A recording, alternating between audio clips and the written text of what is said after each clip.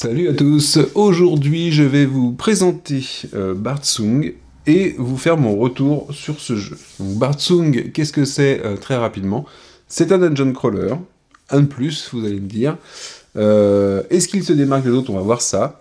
Le pitch du jeu, c'est quoi? C'est que l'ancienne forge est une ancienne citadelle en ruine, qui, selon les rumeurs, cacherait une cité souterraine, et qui depuis peu voit arriver pas mal de hordes de hobgoblins, et il y a de plus en plus de raids qui sont faits dans la région, il y a de plus en plus de villageois qui sont capturés ou tués, et qu'à force, ce lieu qui était plutôt un lieu d'aventure pour des aventuriers un peu esselés, est devenu un point culminant du monde, dans lequel vont se rejoindre plusieurs troupes d'aventuriers, pour aider un peu les villageois et mettre fin à tous les actes malveillants qui ont lieu autour de cette citadelle. Donc c'est le pitch très sommaire du jeu, hein, je ne rentre pas dans les détails. Et donc vous vous retrouvez avec une bande d'aventuriers à qui on confie cette mission et qui va commencer à pénétrer dans l'ancienne forge pour voir ce qu'il en retourne. Donc le jeu se joue en campagne. Cette campagne se déroule en chapitres.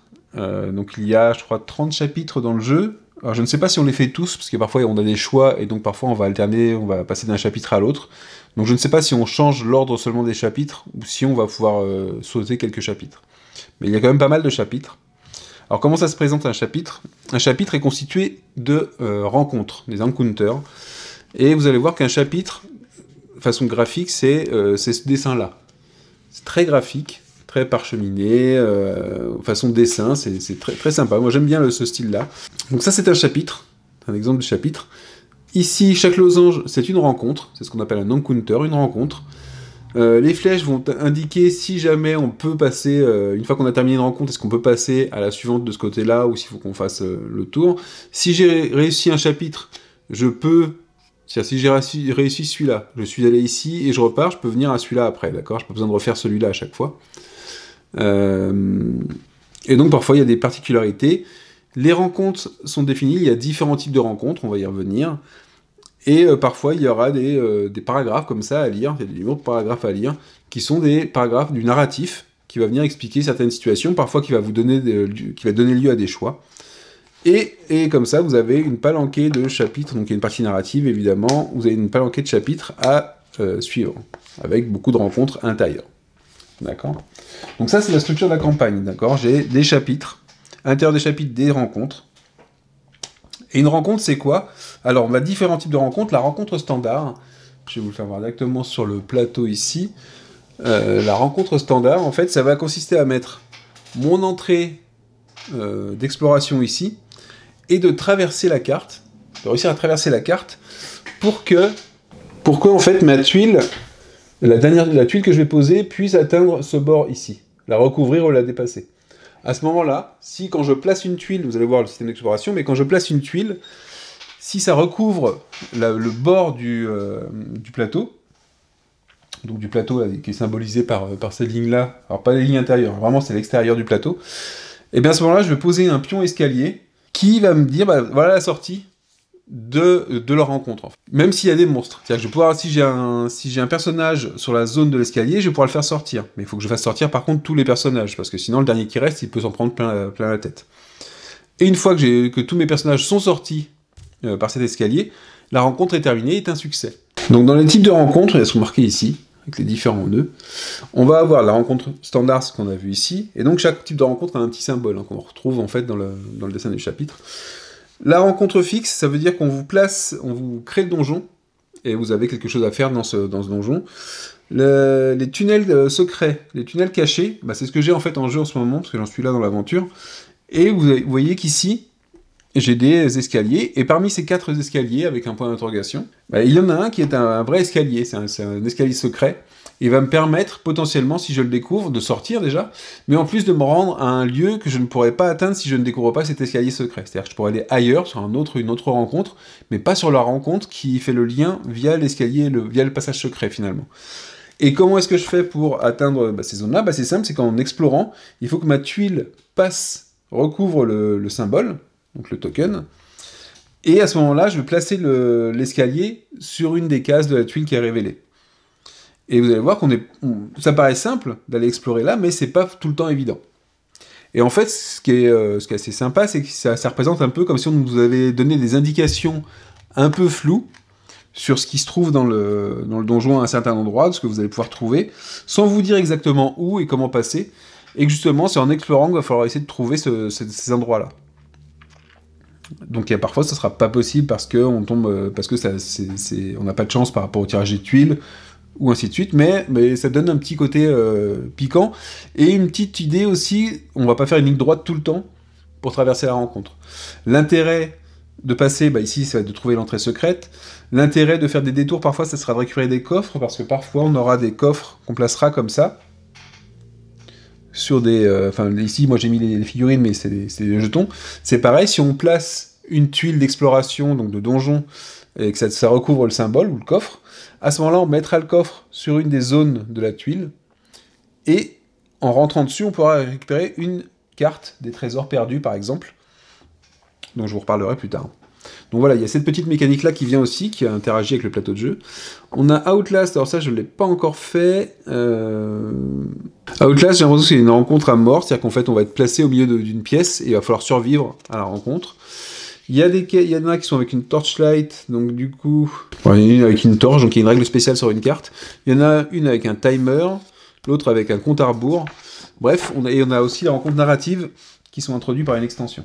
Donc voilà, on a différents types de rencontres, mais la plus standard, ça va être de parcourir d'un bout à l'autre de la carte. Alors parfois, on aura des longues aussi, on aura une traversée en diagonale de la carte. Et voilà. Mais grosso modo, ça va être ça. Donc une rencontre, c'est pas spécialement long, on va pas avoir un donjon de fou. On peut, puisqu'on peut faire des détours. Mais c'est aussi l'intérêt, c'est que votre chapitre il va être fait de plusieurs rencontres. Donc déjà, recommencer une rencontre, c'est moins embêtant que faire un gros donjon et de mourir à la fin. Donc ça, c'est pas mal. Et puis, ça permet de varier un peu les plaisirs sur l'objectif du donjon. Donc moi, je vais revenir souvent sur le donjon standard, puisque la mécanique sera quand même toujours la même après. Une fois qu'on a fait, qu'on a commencé la campagne, on a choisi un chapitre, et on commence la première rencontre. Souvent, il y a une rencontre pour chaque début de chapitre, et ensuite, on a potentiellement différentes voies qui s'offrent à nous. Et donc, on choisit en fait le chemin. Donc, par exemple, ici, la rencontre où on commence, c'est là où il y a l'escalier, qui est indiqué ici. Ça veut dire qu'une fois que j'aurai fait celle-là, je vais pouvoir aller soit ici, et ici, je pourrais y aller quand j'aurai déverrouillé, il y a un petit verrou ici, et si en faisant une des deux rencontres ici, j'ai déverrouillé le cadenas, je pourrais me rendre ici à ce moment-là. Très facile. Autre chose sur les chapitres.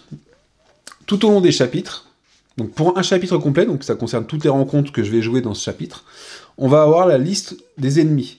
Ils sont symbolisés par des petits symboles ici. Je sais pas si on les voit bien. Et cette liste, en fait, on va la retrouver, les symboles qu'on a ici, on va les retrouver sur des cartes des salles de donjon. Je vais y revenir après. Ça veut dire qu'on saura tel symbole représente tel ennemi pour ce chapitre-là. D'accord ? Ça sera pour tout le chapitre.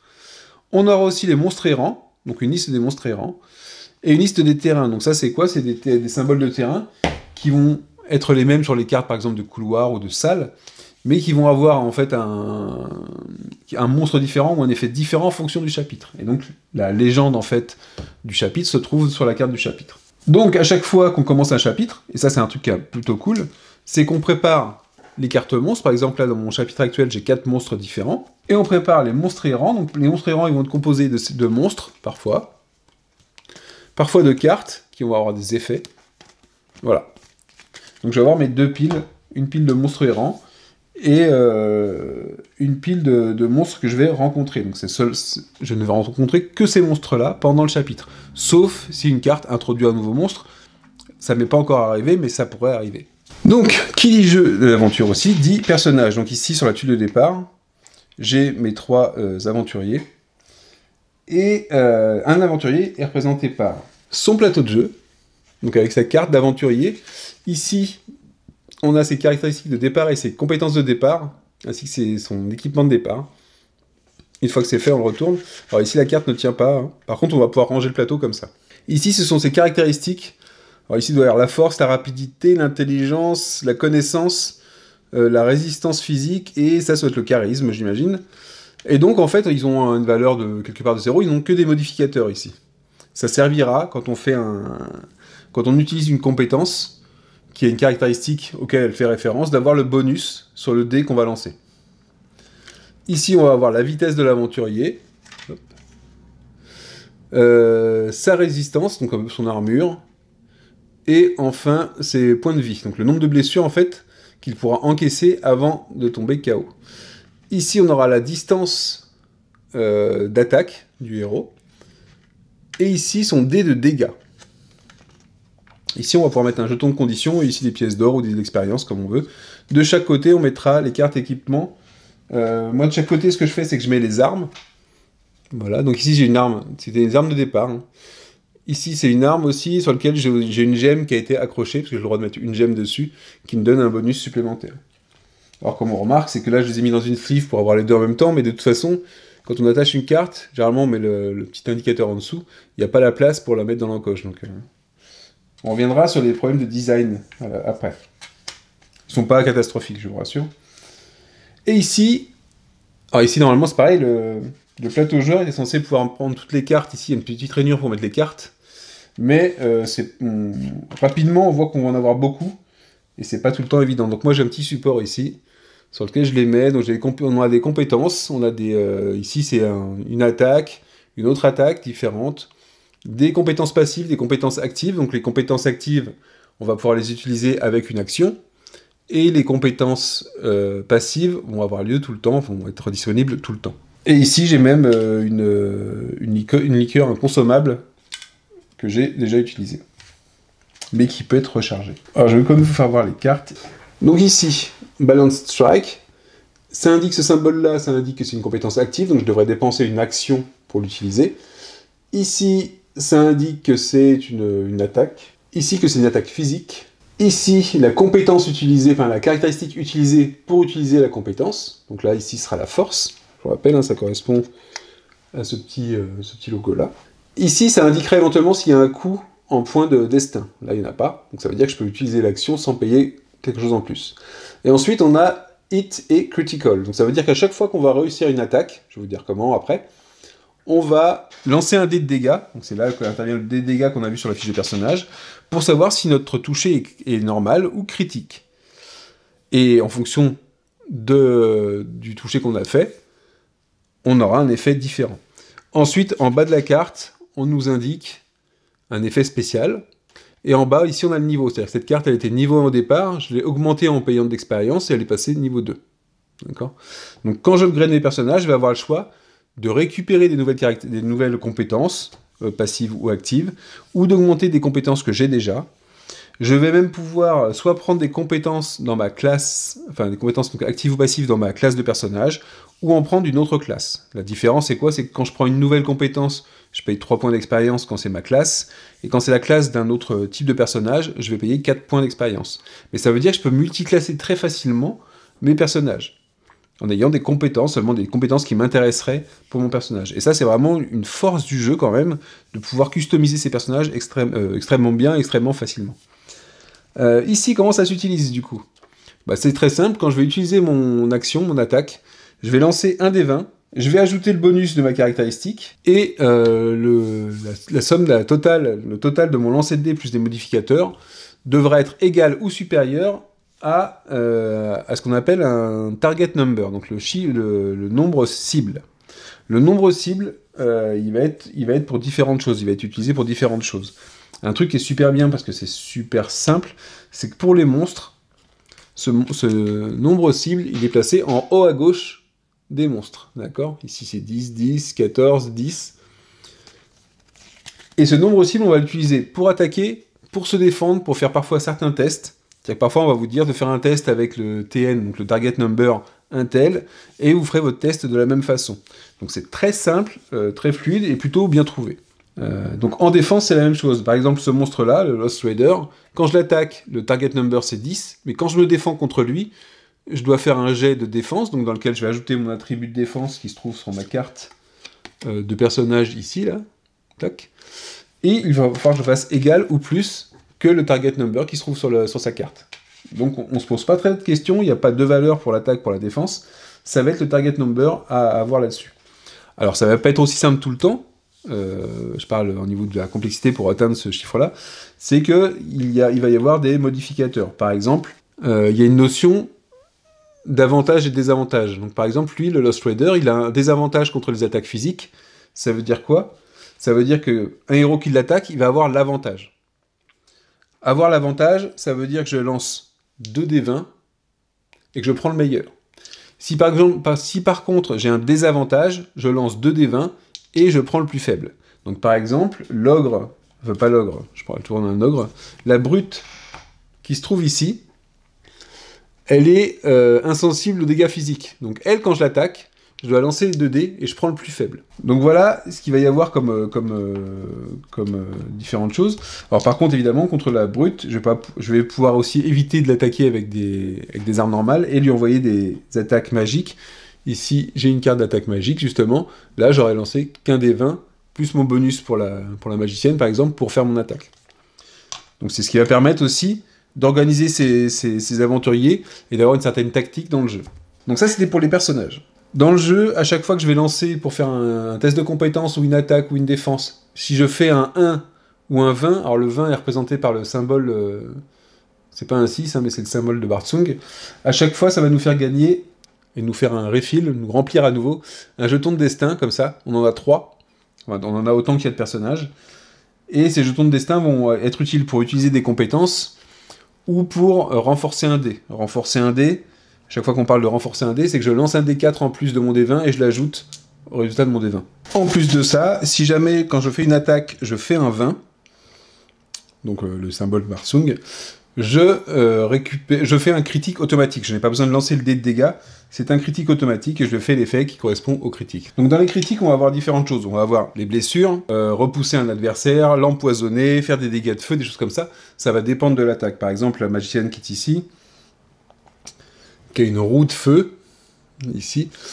Donc elle a un dégât plus un jeton de feu. Le jeton de feu va en fait créer un dégât à la fin du tour pour les ennemis qui ont un jeton de feu sur eux.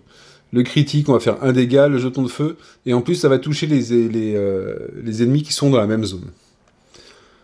Et c'est indiqué qu'en plus ça nous fait un bonus sur le dé de dégâts si jamais il a déjà un token de feu, donc c'est pas... Donc voilà pour les personnages. Et donc qui dit personnage dit les ennemis. Les ennemis c'est pareil, on va avoir le fameux target number. Ici, la vitesse de déplacement. Donc dans le target number, on aura les effets hein, comme la résistance aux armes physiques ou magiques et ainsi de suite. Ici, c'est le chiffre à partir duquel on fait un critique. Parce qu'effectivement, comment est-ce que je sais que je fais un critique? Eh bien, c'est qu'en fonction de mon dé de dégâts, enfin quand je lance un dé de dégâts, quand je sais que j'ai touché et que je lance mon dé de dégâts, bah, je vais lancer selon les personnages un dé 6 ou un dé 8. Et donc ici, ça me dit, bah, si je fais un 6 contre lui, c'est un critique. Et un critique, en fait, c'est l'effet critique que j'ai sur ma carte. Donc ici, vous voyez que le Lost Raider, il a 4, le Brigand Zombie, il a 3, donc on va le toucher en critique plus facilement. Le Carrion Rat, il a le 5. Ensuite, ici, on va retrouver, en fait, l'effet quand on va avoir fait 2 blessures à un monstre. C'est tout le temps par 2 blessures. D'accord? Donc s'il y a une blessure, je lui mets le petit jeton de blessure à côté du monstre sur le plateau.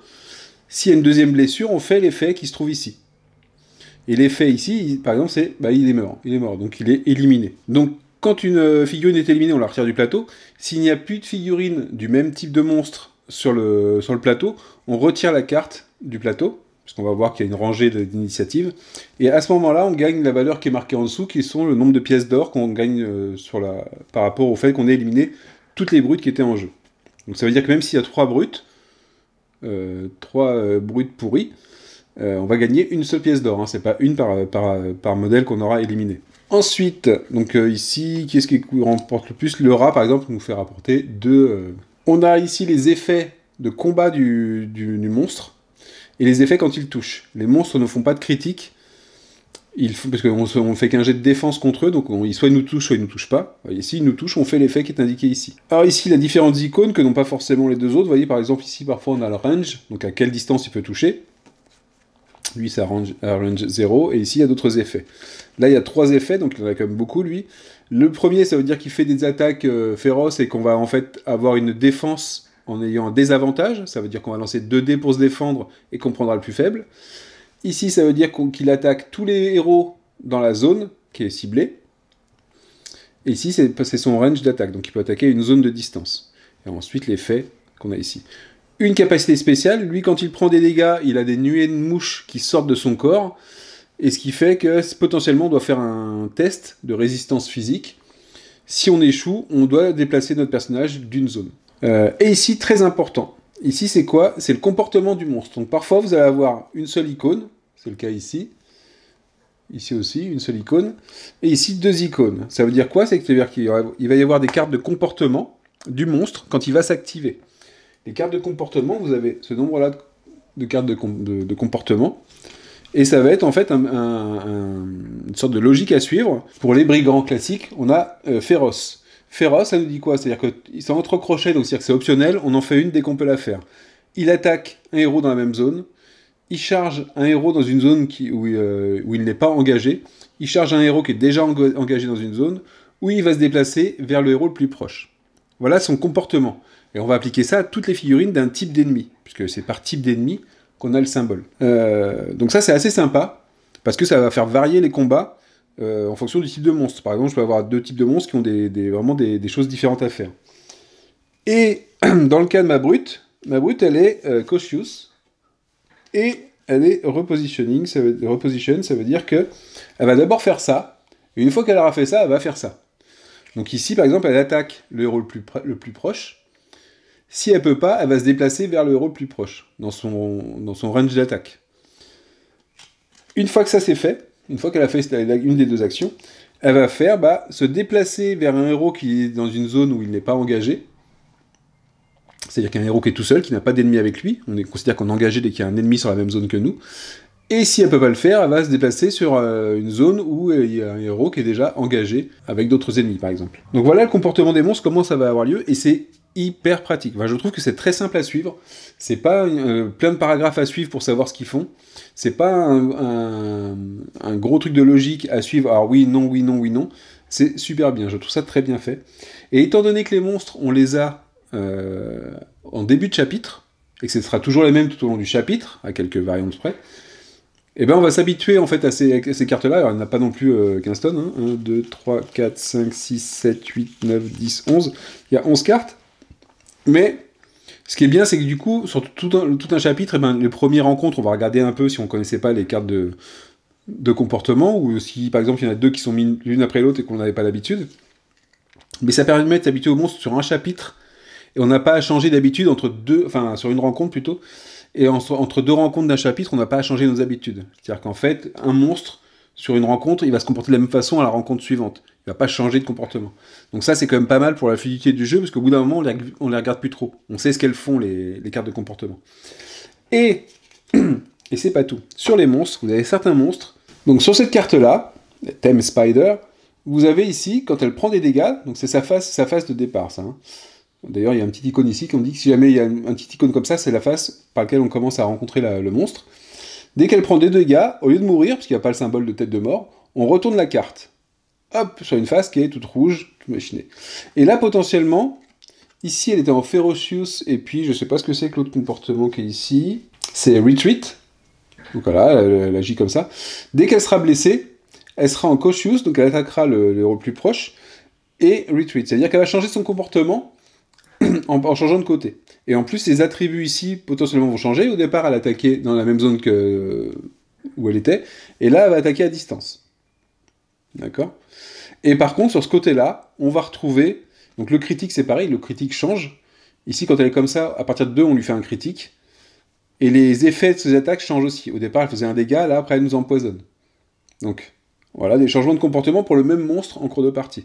Donc elle, ça veut dire, par contre, il faut lui faire 4 points de dégâts pour l'éliminer. D'accord ? 2 quand elle est ici. Une fois qu'on a atteint 2, on retourne la carte. Et après, 2 à nouveau pour la tuer. Donc ça va être très sympa. Et cette technique-là, on va la retrouver pour les boss du jeu aussi. Tous les monstres n'ont pas cet effet-là. Certains monstres, on va les tuer au bout de 2 dégâts. Donc je vois ça pas comme des dégâts, comme un nombre de dégâts, mais comme je te blesse et je t'ai blessé assez pour que la deuxième fois que je te blesse, je te tue complètement. Et j'aime bien cette façon de faire en fait. J'aime bien qu'on n'ait pas l'impression d'avoir des sacs de points de vie en face de nous. C'est-à-dire, plus c'est gros, plus il y a le sac de points de vie. Là, on est sur quelque chose d'autre un petit peu. Donc voilà ce qui est pour les cartes ennemies. On a fait un peu le tour. D'ailleurs, on a fait le tour. Ici, quand il y a un icône ici, ça indique le type d'ennemi. Donc, par exemple, avec la main, c'est des zombies. Parfois, on aura des hobgoblins ou des choses comme ça. Ça peut avoir des effets sur les autres monstres. Par exemple, le Lost Trader, c'est-à-dire qu'en fait, si jamais il se retrouve au début de son tour sur la même case qu'un zombie, donc un monstre qui a les mains comme ça, là, eh ben, il va s'enfuir. Il va avoir peur des zombies, lui. Et donc, ça veut dire qu'on va être amené dans le jeu, sans vouloir le tuer, pour l'éliminer, le pousser, ou le faire se déplacer vers des cases où il y a des zombies. Et en espérant qu'il commence son tour après, sur une case avec un zombie. Et à ce moment-là, il sera éliminé, avant même de s'être activé. Donc ça, c'est pas mal. Et voilà, vous avez différents effets comme ça entre les cartes. On va parler, donc on a vu un peu les composants du jeu, hein, c'est-à-dire enfin les composants. On a vu les protagonistes, les héros, les monstres, la rencontre qu'on doit faire. On va voir un petit peu maintenant le tour de jeu. Ensuite, on parlera de l'exploration et du combat. Chaque personnage a une carte d'initiative. Elles sont là. Je mélange mes cartes. Donc ici, on va poser, en fait, alors c'est comme ça qu'est fait le plateau de jeu, hein. On reviendra sur le défaut ergonomique du plateau de jeu, ou sur son intérêt plutôt. Mais on va du coup mélanger nos cartes d'initiative et on les révèle une par une pour avoir l'ordre du tour. Donc en fait, je vais avoir mon ordre du tour qui va être décidé ici. Donc en premier, ce sera Lightweaver, donc ce sera ma magicienne. Ensuite, Stoneheart, qui est ma guerrière. Et Night Feather, qui est une sorte de corbeau voleur assassin. Et donc ça va être l'ordre d'initiative, c'est-à-dire qu'on commence de la gauche et on va jusqu'au bout à droite. Potentiellement au bout, je ne sais pas si on les voit sur le truc, il y a des petits sabliers, c'est qu'on peut avoir des cartes qui vont venir pendant les rencontres, qui vont se mettre à la fin, qui vont avoir lieu à la fin du tour. Alors, en plus d'autres choses qui se passent à la fin du tour. Et là, on va jouer dans ce sens-là. À son tour, un héros va pouvoir faire 2 actions. 2 actions, ça va pouvoir être du mouvement ou une compétence active. Donc, les compétences actives, je le rappelle, c'est celles qui ont le petit icône qui sont ici. Donc ça veut dire que les attaques ou les choses comme ça, ce sera toujours que des compétences. Ça passera par les compétences. Toutes les actions qu'on va faire, ça va passer par des compétences, à part le mouvement, qui est un peu à part, mais qui va nous compter aussi comme une action. L'exploration est une action. Donc ça veut dire que je suis en face d'un endroit où qui n'a pas été exploré. Donc par exemple ici, je fais une ouverture. Là, les portes, elles sont ouvertes directement. Les portes, quand on les place, elles sont ouvertes par défaut. Si je suis sur une zone qui se trouve devant un endroit qui n'est pas exploré, je peux faire une action pour explorer. Donc voilà, mais mon tour de jeu, ça va être ça. Je vais faire les 2 actions pour mon premier joueur, pour mon deuxième, pour mon troisième. On va faire la phase de fin de tour. Alors la phase de fin de tour, il va y avoir des effets de fin de tour, comme tout ce qui est jetons de condition, d'autres effets de fin de tour qui peuvent être sur des cartes, sur des monstres, ou des choses comme ça. Et en plus de ça, vous aurez le dé d'événements à lancer, qui est un des 6. Sur 1 et 2, on considère qu'il y a quelque chose qui se passe. Et sur 4, 5, 6, sur 3, 4, 5, il ne se passe absolument rien. Sur 6, il y a potentiellement des effets de terrain qui se déclenchent. Ça va dépendre de ce qui est en jeu. Mais en tout cas, 1 et 2, on a un petit pion ici qui va représenter en fait les monstres errants. Alors ces monstres errants, comment ça se passe? C'est qu'ils vont arriver tout le temps par la case d'entrée. D'accord? Et on va considérer qu'ils sont... on va parler de ce qu'on appelle des aires ou je vais appeler ça comment? Area en... Oui, c'est une aire de jeu, on va dire, en anglais. Et en fait, une aire de jeu, c'est quoi? C'est toutes les tuiles qui sont reliées par des portes ouvertes. Ça veut dire que quand je vais commencer à explorer, si je ne ferme pas la porte derrière moi, là, pour bloquer, dès que lui va apparaître en jeu, je vais devoir piocher une carte monstre errant. D'accord? Ce ne sera pas forcément mon monstre, hein, ça peut être autre chose, mais il va y avoir un event. Si par contre j'ai fermé la porte entre cette tuile-là et cette tuile-là par exemple, donc admettons que mes héros sont ici, et que la porte, elle est... je vais prendre une porte fermée, celle-là elle est fermée. À ce moment-là, quand lui il apparaît, il va y avoir 2 zones. La zone ici, et après l'autre zone. Ça va séparer les zones. Donc le pion il va apparaître ici. Si jamais un tour suivant je relance 1 ou 2, à ce moment-là le pion il va se déplacer, hein, il passera vers les portes. Ça arrive sur la zone, parce que normalement c'est le joueur qui a la plus grande initiative qui lance le dé. Ça arrivera sur la zone où se trouvent les héros, et à ce moment-là je piocherai une carte de monstre errant. D'accord? Donc ça va venir tout le temps en fin de tour, même si vous avez des ennemis en cours de jeu. Donc c'est assez important. Et ça peut vraiment vous emmerder, franchement. Donc vous flippez un peu, sachant que quand il y a un type de blessure, je crois que c'est le saignement, ça vous fait diminuer de 1. Pour chaque personnage qui a un dé de saignement, ça fait diminuer de 1 le lancer de dé. Donc on se rapproche vraiment d'avoir des monstres errants qui se rapprochent quand vous saignez. Ça fait un peu la simulation du fait qu'ils sont attirés par l'odeur du sang. Donc le tour de jeu, c'est ça. D'accord? C'est le tour de mes héros, les 2 actions de mes héros, et à la fin de la phase, en fait. Mais, si jamais je rencontre des monstres, donc par exemple, je suis ici, j'ai fait l'exploration. Alors déjà, quand j'explore, comment ça se passe? On va passer à l'exploration directement. Parce que l'exploration et le combat vont être les 2 grosses choses qui vont se dérouler pendant notre tour. Donc l'exploration, comment ça se passe? Ici, je pars. Ma zone de départ, c'est une salle. D'accord? Je vais avoir une notion de salle et de couloir. Et on va alterner les salles et les couloirs. Ça veut dire que quand je suis dans une salle et que je fais une exploration, je vais forcément explorer un couloir. Quand je suis dans un couloir et que je fais une exploration, je vais forcément explorer une salle. Donc comment ça se passe? En début de campagne, et puis après au fur et à mesure des chapitres, on va nous dire, on va créer des decks, où on va les alimenter, retirer des cartes, en rajouter. 2 salles, alors 2 salles qui sont ici. Les couloirs, c'est toujours le même deck qui est mélangé. On a toujours le même deck de couloirs pour tous les chapitres. Ici, ce sont les cartes trésors perdus. Ici, c'est les cartes de blessure. Et ici, on va avoir les cartes de challenge. Donc là, je les ai mis à l'envers, ça cache le numéro, comme ça, on ne peut pas s'en rappeler. Et les cartes, ce qu'on appelle les aspect cartes. Donc en fait, c'est des cartes qui vont venir changer les rencontres. Donc comment ça se passe?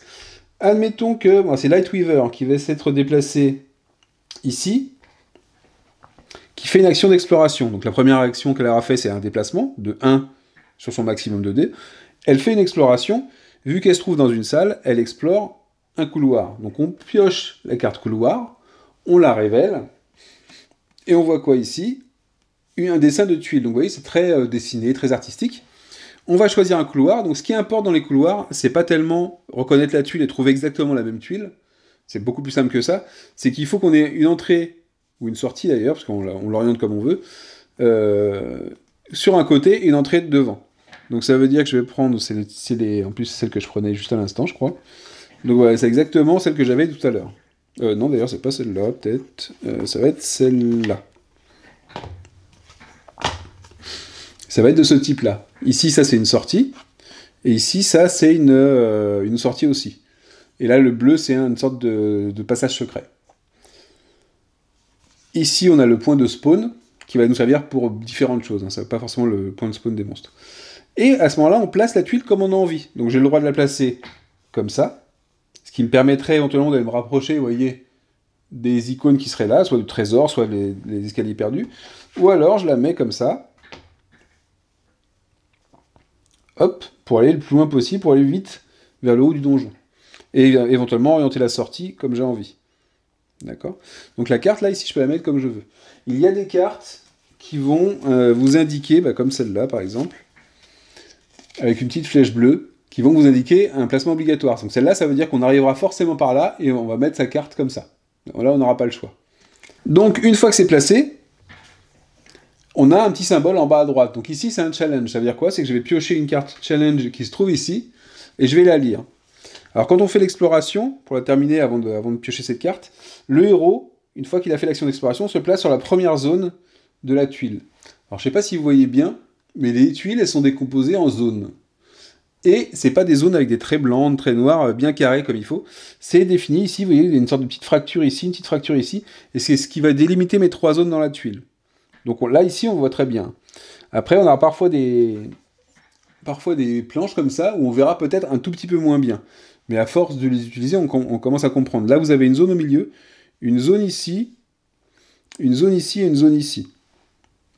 Vous avez, je pense, une zone là. Et quand on a un doute, parce que c'est pareil, ici, vous avez plusieurs zones, quand on a un doute, ils ont fait, je pense qu'ils ont vu le souci, et on a dû leur remonter. Vous avez en fait les différentes tuiles qui sont représentées ici, avec les zones bien dessinées. Donc effectivement, quand on l'a sorti, on va peut-être pas comprendre tout de suite, mais rapidement, avec l'aide de jeu, on s'en sort. Et vous voyez que sur des tuiles comme ça, on voit bien qu'il y a 3 zones différentes. Alors effectivement, je pense que ça peut poser problème à certaines personnes. Moi, je trouve qu'on s'y est habitué, et je trouve que c'est sympa de ne pas avoir des grilles toutes faites sur les terrains. Il y aura d'autres problèmes liés aux tuiles, on en reparlera. Et donc ici, une fois que c'est fait, alors première chose, vos héros ont des capacités passives, je crois qu'ils en ont tous une au moins au départ, d'exploration. Donc par exemple, Voilà, c'était un bon exemple. Cette Lightweaver, elle a une capacité qui lui permet de dire, bah, si jamais il y a des monstres dans la nouvelle salle, ça va me permettre de dire, bah, tel type de monstre, il ne me visera pas. Un peu comme si elle avait fait de la discrétion, et s'était infiltrée dans la zone pour explorer. Et donc il y a un type de monstre qui ne l'attaquera pas, qui ne la verra pas, pendant un tour. Hein. Et donc là, une fois que c'est fait, eh ben, on a potentiellement un challenge. Donc ici, sur ces cartes-là, on a des icônes qui nous indiquent à quel moment ça se déclenche. Là, par exemple, on nous dit de lire un paragraphe du livre d'aventure. Bon, je vais pas le faire pour pas me spoiler, mais vous voyez, voilà ce qui va se passer pour ce type de salle. Alors, on va essayer de prendre un autre exemple, et à une autre rencontre, qui aurait éventuellement des monstres. Comme ça, on verra l'ensemble du truc. Donc, je vais prendre un autre couloir. Donc ici, pareil, un couloir. Donc là, par contre, c'est une sorte de truc comme ça. Donc, j'ai repris le même type de tuile. Vous voyez qu'on a le petit jeton et au milieu, un portail ici, et les deux entrées. Enfin, les deux évacuations de chaque côté. Donc je peux la mettre comme ça, comme j'en ai envie. Donc admettons que j'ai envie de me diriger comme ça, je ferai ça. Alors normalement, les portes, ce n'est pas forcément des portes en 3D, vous avez des jetons qui se mettent pour dire que c'est ouvert ou fermé. Les portes 3D n'ont pas un grand intérêt. Contrairement à ce que je pensais au départ. Enfin, le fait de les avoir en 3D, hein, il y a un intérêt ludique qu'elles soient fermées ou ouvertes, mais la 3D n'apporte pas grand-chose. Et ici, par contre, sur ma carte, je vais avoir déjà une carte aspect, mais de type combat. Donc ce ne sera pas une carte avec le point d'interrogation, ça va être l'autre. Et ces cartes aspect, elles vont venir donc faire différentes choses. Soit un effet immédiat, ça peut être du renfort de monstre, ça peut être du poison, ça peut être un piège, ça peut être plein de choses. Et ici, bah, j'ai déjà vu, bah, ici par exemple, c'est un autre piège. Ou alors c'est la maçonnerie qui s'effondre. Pendant la phase, pendant la dernière phase, donc après que tout le monde ait joué, les monstres et les héros, chaque héros sur la tuile, donc sur la tuile sur laquelle ça a été pioché, donc on laissera la carte à côté de la tuile, et ben devra faire un test sur la résistance physique de 5, TN5, ça veut dire qu'il faut faire 5 ou plus, d'accord? Si on échoue, ben on se prend un pavé sur la tête et on se prend un dégât. Et donc ça veut dire qu'à chaque fin de phase, plus on va rester dans cette salle, plus il y a des choses qu'on risque de se prendre un truc sur la tête. Bon, 5 ou plus, ça va, on doit pouvoir le faire, mais on peut avoir de la malchance. Hein.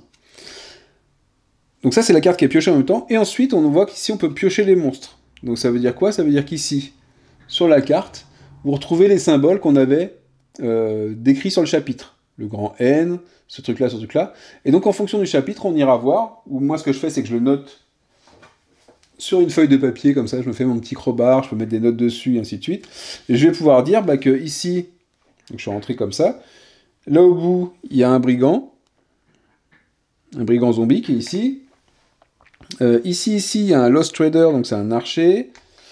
Il y a le petit bonbon, c'est un autre zombie brigand. Hop. Et ici, alors ici, je ne vais pas le mettre. Pourquoi ? Vous avez des symboles qui sont entourés, c'est uniquement pour quand on est 4 ou 5 aventuriers. Donc on imagine qu'à 4 aventuriers, c'est plus dur qu'à 5, puisqu'on a un bonhomme de plus qu'on soit 4 ou 5. Mais bon, je ne sais pas si on jouera à 5 à ce jeu-là. Donc si j'avais été un aventurier de plus, j'aurais mis ce monstre-là en plus. D'accord ? Une fois que c'est fait, donc la mise en place est faite, ça c'est la carte d'exploration est défaussée. Et, chose importante, dès que je dois rajouter un monstre qui n'était pas déjà présent dans ma ligne d'initiative. Donc là, j'avais que mes héros, puisque j'ai exploré, donc j'ai fait ça. Là, je n'avais que mes héros. Qu'est-ce qui se passe ? Bah, je vais récupérer les monstres qui sont arrivés. Donc ici, j'ai 2 types de monstres. Hein. Donc je vais récupérer les 2 cartes qui concernent les types de monstres qui sont apparus, ces 2-là. Je vais récupérer toutes mes cartes aventuriers. Donc toutes les cartes aventuriers qui étaient en train de jouer, hein, qui étaient potentiellement, ça aurait pu être le dernier personnage qui jouait, mais je les récupère toutes. Et je les remélange pour faire une nouvelle initiative, d'accord ? Dès qu'il y a au moins un nouveau monstre, je prends toutes les cartes qu'il y avait et je remélange et je leur fais un tour d'initiative. Donc ça fait partie aussi du gameplay. C'est un truc que je trouve assez cool, parce qu'on peut essayer d'en jouer pour améliorer ses tours et réussir à faire certaines actions plutôt que d'autres, pour potentiellement faire remélanger l'ordre du tour de jeu. Donc ça arrive aussi, si jamais vous avez un monstre errant qui arrive, eh ben, il arrive aussi, on remélange le tas de cartes. Donc je remélange et je refais l'initiative ici. Alors il y a un intérêt aussi à refaire ça. Donc là par exemple les Lost Traders ils vont partir avant. Voilà. Donc là on va voir qu'on va avoir les archers, mon Stoneheart, ma guerrière, les zombies brigands. Alors eux ils ont un effet sur leurs cartes qui font qu'ils sont lents. Et hop ils se déplacent de 1 dans le rang d'initiative une fois que c'est tiré. Et Knife Eater en dernier. Donc là, ça vous recrée un ordre du tour, et on va repartir à partir du premier. Donc là, on a interrompu un tour de jeu, et on en recrée un nouveau, et on commence le nouveau tour de jeu. Ça veut dire quoi? Ça veut dire que ça met fin au tour, une fois qu'on a refait ça, ça met fin au tour. C'est-à-dire qu'on passe le jet de dés des monstres errants. Donc ça peut être cool aussi. Si on a peur d'avoir un monstre errant qui nous arrive dans la tête, parfois il vaut mieux avoir des monstres comme ça.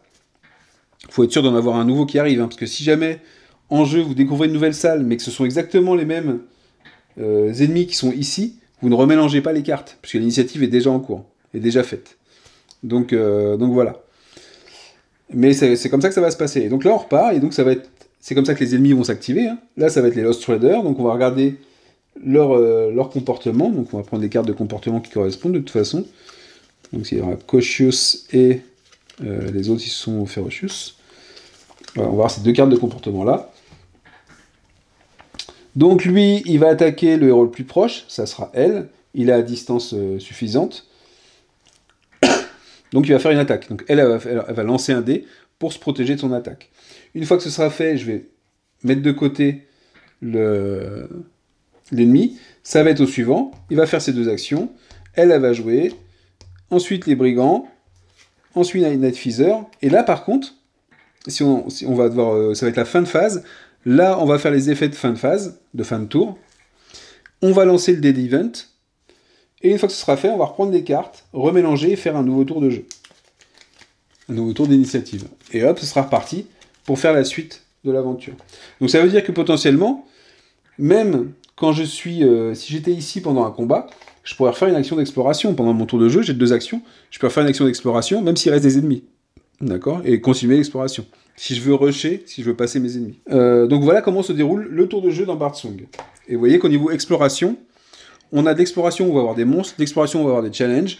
Donc ça va un peu, comme ça, un peu varier les plaisirs. Et je trouve que c'est pas mal foutu. En termes de monstres, on n'est pas sur 10 monstres qui vous attaquent en même temps. On peut avoir des gros monstres, hein. Par contre, on peut avoir des gros monstres qui vont arriver... où est-ce qu'il est? Qui vont arriver comme ça. Si la brute, elle arrive, elle sera ici. On peut avoir des araignées aussi, hein. Ce sera un peu plus gros encore. Donc pour le combat, comment ça se passe? On a vu comment réagissaient les ennemis. Pour le combat, en défense, on lance un dé, on ajoute notre caractéristique de défense, et il faut faire égal ou plus que le target number du monstre, hein, qui sera ici, donc du type de monstre. En attaque, c'est pareil, il faut faire plus avec son capacité d'attaque, et selon les bonus qu'on a pour réussir.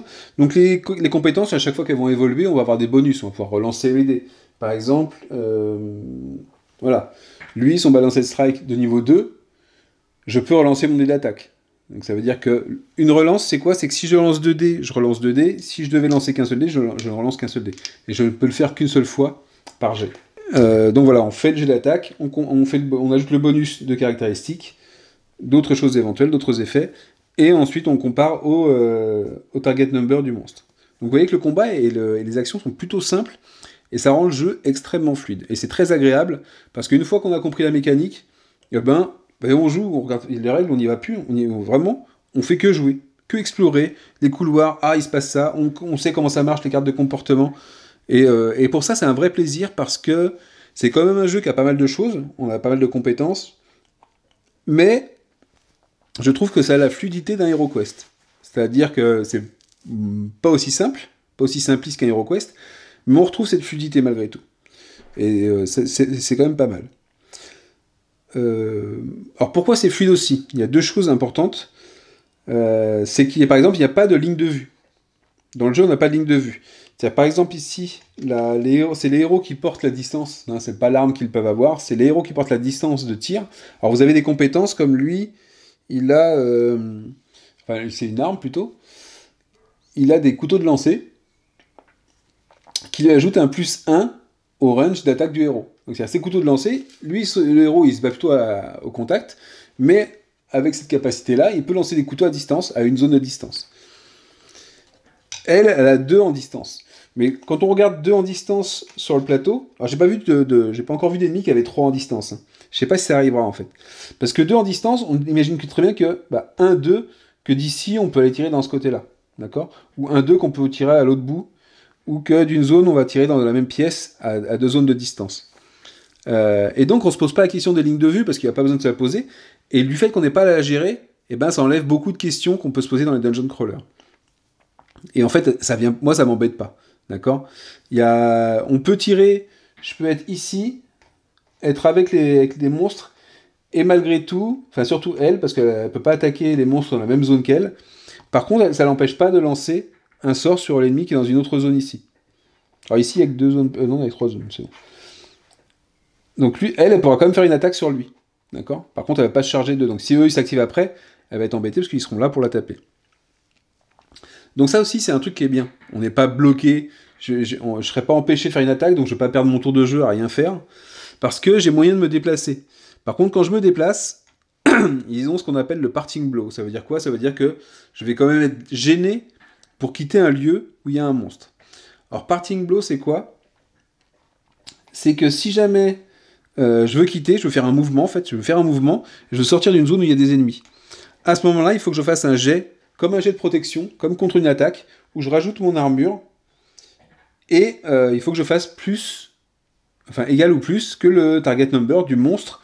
Alors ici, du monstre qui est le plus élevé dans la zone. C'est-à-dire qu'ici, si j'ai 2 target numbers différents, on prend le target number le plus élevé. Et en plus de ça, s'il y a plus d'ennemis que de héros, ce qui serait le cas ici, je suis désavantagé. Par contre, s'il y a plus de héros que d'ennemis, je suis avantagé. Donc ça veut dire que dans un cas, je prendrai le plus faible, dans l'autre cas, je prendrai le plus fort. Et c'est tout. On récupère une règle qu'on connaît déjà très bien, on l'applique ici, et voilà, je vais pouvoir quand même quitter la zone ou pas, c'est-à-dire je vais être bloqué et dépenser mon action pour rien, parce qu'en fait ça interrompt le mouvement, on prend pas d'attaque, on prend pas de coup, ça va interrompre mon mouvement. Donc si je veux partir d'ici quand je fais mon action de déplacement, bah c'est raté, ils m'ont empêché de partir. Mais c'est tout. Donc c'est pas punitif, ça nous permet de faire quelque chose, et je vous dis encore, on peut très bien rester sur cette zone-là et attaquer. Si je veux attaquer celui-là en étant à distance, je peux le faire comme ça. Donc vous voyez que du coup, la mes icônes que je vais avec l'exploration, bah, vu que je ne sais pas quelle forme de salle je vais avoir, difficile de savoir si je vais réussir à les atteindre. Parce que ici, je pourrais très bien avoir... Ici, après ça, ça va être une salle. D'accord? Donc admettons qu'on s'en est débarrassé, parce qu'on a eu de la chance aussi. On est ici, et bah, si on fait une exploration, on va tirer cette fois-ci une salle. Et là, vous voyez, la salle, alors, elle sera un peu différente. L'orientation, il y a 3 exits. Il y a même une porte. Donc ça, c'est une porte qui sera ouverte, mais qu'on pourra refermer pour justement bloquer les monstres errants, par exemple. On pourrait très bien la positionner juste en sortie de là où on arrive. Comme ça, dès qu'on aura exploré, contre une action, on pourra fermer une porte. J'ai oublié de vous le dire pendant les actions, mais fermer une porte, c'est une action aussi. Comme l'exploration. Et donc, on placera les monstres, et ainsi de suite. Et ça sera une nouvelle exploration. Donc là aussi, il y a une autre carte aspect, donc la hache qui viendra en jeu, qui pourra potentiellement nous changer un peu le... Ah oui, celle-là va activer l'éco-token. L'éco-token, c'est les monstres errants. Donc ça, c'est ce qu'on appelle l'éco-token. Là, ils nous disent de l'activer. Ça veut dire quoi, l'activer? Ça veut dire que s'il n'était pas sur le plateau, on l'active, il arrive sur la zone, tout ce qui est ouvert, ça nous concerne. Et si ça arrive, et on pioche une carte de monstre errant, donc c'est-à-dire potentiellement vous venez de découvrir une salle, et en plus de ça, vous avez un monstre errant qui va venir s'ajouter. Ou alors si on avait fermé, il arrivera ici, l'éco-token. S'il était déjà là et que c'était fermé, il arriverait dans la nouvelle zone, et on aurait un monstre errant, et ainsi de suite. Donc vous voyez que à chaque fois que vous allez explorer une salle, ça va être accompagné par quelque chose qui va venir modifier ce que je vais dire, la monotonie de la rencontre. C'est-à-dire qu'on va rencontrer des monstres, certes, mais il y aura une condition supplémentaire. Parfois, vous aurez des effets de terrain. Il peut y avoir du gaz, il peut y avoir une bannière. La bannière, elle va permettre au premier monstre qui s'active de rejouer une deuxième fois à la fin du round. C'est-à-dire qu'en fait, on va prendre sa carte, la mettre à la fin et la redresser. Ça veut dire que le premier monstre qui va arriver, on va flipper un peu, parce que s'il est puissant, il va jouer 2 fois. Donc on va avoir tendance à vouloir le viser en priorité. Donc, et pour tout ça, je trouve qu'il est vraiment bien fait. Et c'est surtout cette fluidité qui me plaît, c'est que justement, on a un rythme de jeu qui est plutôt rapide. D'accord ? Même tout seul, en gérant 3 personnages, c'est très fluide et très rapide. On se pose des questions sur ce qu'on va faire comme action. Qu'est-ce qui est le plus sûr de faire comme action pour essayer d'éliminer les monstres, ou de les passer, ou de se prendre le moins de dégâts. Et parfois, ça reste un D20. Donc en début de partie, les D20 avec des modificateurs de plus 2, c'est pas grand-chose. Donc on est quand même beaucoup sur la chance. La relance commence à venir mitiger un petit peu ça.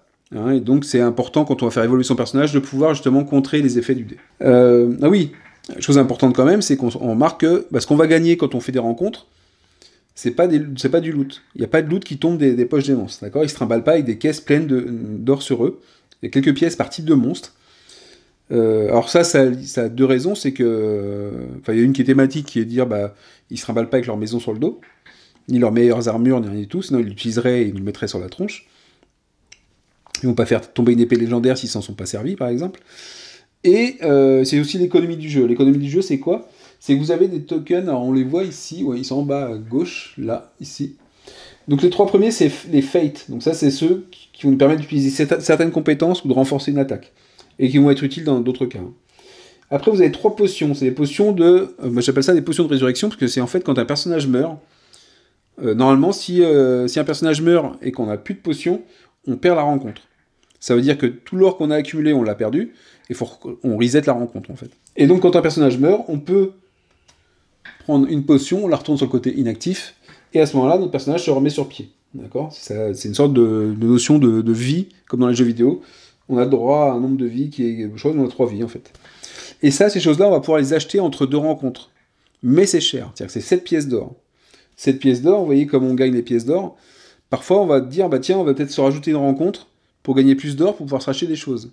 Alors ça peut être à double tranchant, parce que si vous perdez une fiole ou quelque chose pour gagner 2 pièces d'or, bah vous avez fait un mauvais choix. Donc ça, c'est les potions. Ensuite, vous avez les feux de camp. Les feux de camp, c'est intéressant. Ça vous permet, donc, les héros, quand ils prennent des blessures, contrairement au monstre, c'est pas des jetons, c'est des cartes. Donc les blessures, vous prenez une carte de ce côté-là, hein, et ça se cumule. Donc là, mes 3 personnages, il y en a 2 qui ont 4 points de vie, et le dernier a 5 points de vie. Vous voyez que c'est pas énorme quand même. Hein. Et parfois, vous avez des monstres qui vous font des blessures graves. Et une blessure grave, c'est quoi? Bah, c'est une carte blessure, sauf qu'elle est de ce côté-là, avec un effet. Alors il peut y avoir 2 types d'effets, soit un effet qui peut s'arrêter à la fin de votre tour, ou au début de votre tour, vous lancez un dé, et en fonction de la caractéristique, bah, votre blessure, vous allez garder la blessure, mais elle sera du côté moins grave. Soit parfois ce sera, qu'est-ce qu'il y a d'autre comme effet? Ce sera une durée. C'est-à-dire pendant un certain nombre de tours, la blessure sera grave. Et après, elle reviendra normale. Donc la blessure restera, mais elle aura un effet qui sera plus ou moins long en fonction de la blessure. Donc les feux de camp, ça va vous permettre, si jamais vous êtes dans un lieu, sur une tuile, ou d'ailleurs dans une aire de jeu, je crois même plutôt, dans une aire de jeu où il n'y a pas de monstre, c'est ce qui serait le cas ici. Vous pouvez choisir une tuile, n'importe quelle tuile, vous placez vos personnages dans la zone que vous voulez. Je mets le feu de camp là où il y a le marqueur de spawn. Et chaque personnage va pouvoir récupérer, alors déjà défausser tous ces, ce qu'on appelle le repos, défausser tous ces pions de condition, que ce soit du poison, du saignement, des trucs comme ça, et enlever une blessure. Et vous avez des effets ou des cartes, il y a des salles parfois qui vont avoir un effet très reposant, où on va pouvoir retirer 2 blessures par personnage. Donc là, vous voyez que c'est pas non plus c'est pas très puissant, mais ça permet d'enlever une blessure pour chaque aventurier. Les outils, donc les outils comme ça, il va y avoir certaines utilisations. La principale, c'est que, normalement ici, quand vous avez un marqueur comme ça, c'est un passage secret, et contre une action d'exploration et un outil, donc je prends et je le retourne, et ben vous allez pouvoir faire l'exploration ici. Donc ça vous évite d'être bloqué par des portes où il y aura une dead end, c'est-à-dire qu'on est sur le bord du plateau, on peut pas passer. Donc vous avez des passages autres qui peuvent être ouverts sur les tuiles. Il y a, je crois que toutes les tuiles ont au moins un passage secret. Il y en a peut-être, à mon avis, il y en a un peu trop d'ailleurs. Et donc les charmes permettent de... on dépense un charme, et à ce moment-là, on peut récupérer tous les jetons de Fate qui auraient été retournés. Donc ça veut dire, par exemple, si vous en avez plus, vous pouvez dépenser un charme pour en avoir à nouveau. Alors évidemment, les jetons de Fate, de destin, là, on les récupère à chaque début de rencontre. C'est-à-dire qu'ils sont à plein à chaque début de rencontre. Alors que les autres, et en fait, ils vont être là pour toute notre aventure. Ça veut dire qu'il va falloir les acheter au fur et à mesure pour les remplir à nouveau. D'accord?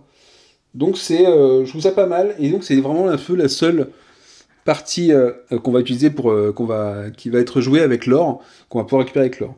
L'autre chose qu'on peut faire aussi, c'est que contre 10 pièces d'or, on peut récupérer un trésor perdu.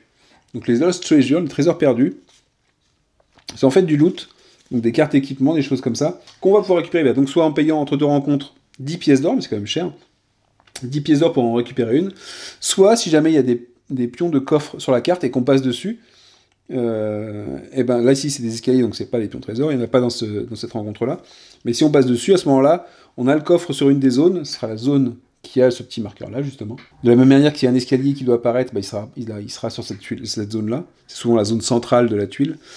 Et à ce moment-là, on pourra récupérer, on piochera une des cartes trésor. C'est comme ça qu'on va récupérer du loot. Hein. Il n'y a pas de loot vraiment qui tombe des ennemis.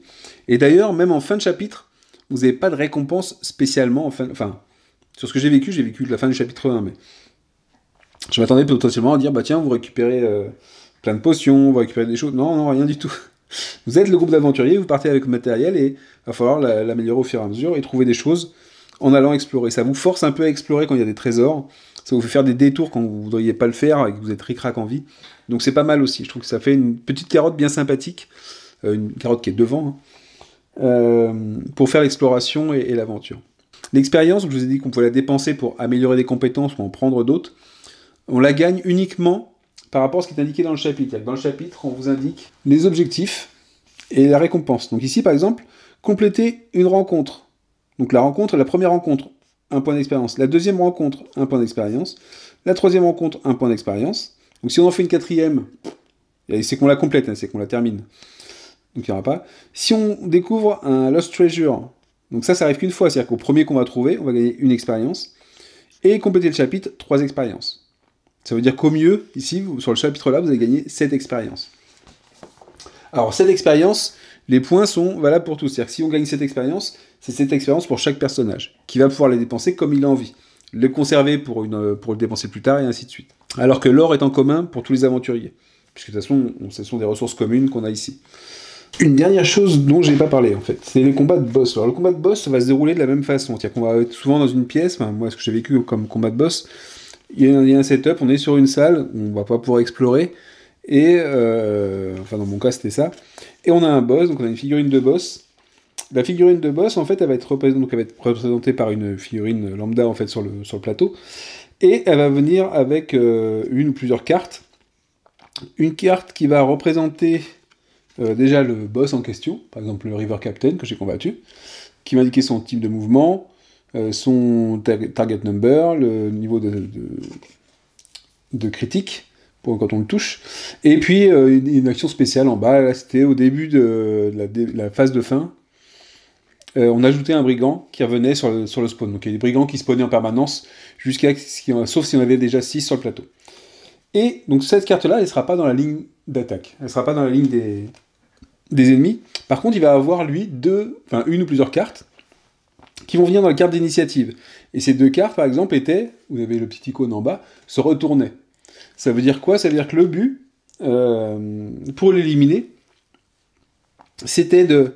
Alors déjà, ce qu'on fait, c'est que la première carte qu'on va taper, donc en fait, son target number, c'est celui qui est indiqué ici, quand on l'attaque, et le target number, quand on se défend, c'est celui qui est indiqué sur la carte d'attaque, parce qu'en fait, ça représente des attaques du boss, qui vont être dans la ligne, comme si c'était des ennemis, sauf que là, c'est des attaques du boss. Donc en fait, on va déplacer la figurine, avec ses caractéristiques, et les attaques, elles sont là, comme si c'était des attaques spéciales du boss. Donc, et c'est contre elles qu'on va, quand on va faire 2 dégâts sur le boss, on va prendre la carte qui est la plus haute en initiative dans la rangée, on va la retourner. D'accord? Et à ce moment-là, par contre, son target number, il change. Ça veut dire qu'elle, quand elle va m'attaquer, je vais me défendre contre ce chiffre-là et pas contre celui qui est sur le boss. D'accord? Donc en fait, on va se défendre contre les attaques ici. Par contre, on va continuer à attaquer le boss avec les valeurs qui sont sur le boss. Et donc, ça veut dire qu'il va falloir faire tourner la première carte. Que si je refais 2 dégâts au boss, je vais retourner la deuxième. Si je refais à nouveau 2 dégâts, je vais éliminer la carte retournée qui est la plus élevée, qui a le plus d'initiative, qui est la plus haut dans l'initiative au moment où je fais les 2 dégâts, et que quand je fais ça, je vais retourner celle-là sur la première partie.